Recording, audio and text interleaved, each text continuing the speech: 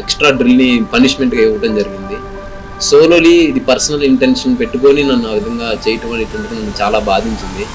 So నేను అదే రోజు 2018 ఆగస్టు 11 అదే రోజు నన్ను అట్లా డెరగేటరీగా రిమార్క్ చేసి నన్ను ఇన్సల్ట్ చేశారు.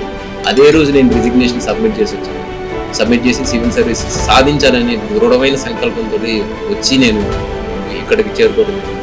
ఈ ఒక్క కానిస్టేబుల్ తోనే 1 గంట డ్రిల్ చేపించి ఆ తర్వాత అందరి ముందే గ్రౌండ్ లో నిల్చోపెట్టి నువ్వు ఆఫ్టర్ ఆల్ కానిస్టేబుల్ గాడివి, సివిల్స్ ప్రిపేర్ అవుతున్నంత మాత్రాన ఐపీఎస్ ఎవరు నీ స్థాయి ఏంటో తెలుసుకొని పని చేసుకో, లేదంటే నీ తోక కత్తిరిస్తా అంటూ ఉదయ్ని అందరి ముందు అవమానించాడు ఆ సీఐ.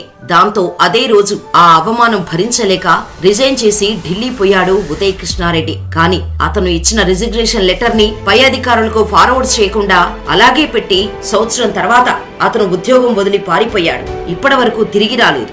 అతనిపై నిఘా పెట్టండి, ఎప్పుడు వచ్చినా స్టేషన్ కు తీసుకురండి అంటూ నోటీసులు జారీ చేయించాడు ఆ సీఐ. ఆ తర్వాత సరిగ్గా ఏడాది తర్వాత యూపీఎస్సీకి ప్రిపేర్ అయి ప్రిలిమ్స్ పరీక్ష రాసి ప్రిలిమ్స్ కూడా పాస్ అయ్యాడు. 3 సార్లు ఫెయిల్ అయ్యాడు. ఇక 4వ ప్రయత్నంలో కొందరు సర్వీసులో ఉన్న ఐపీఎస్ అధికారుల సలహాలు, ఐఏఎస్ ఆఫీసర్ల సూచనలతో ఇంటర్వ్యూ కూడా క్రాక్ చేసి ఇప్పుడు లక్షల మందిలో నుండి ఆల్ ఇండియా 780వ ర్యాంకు సాధించాడు.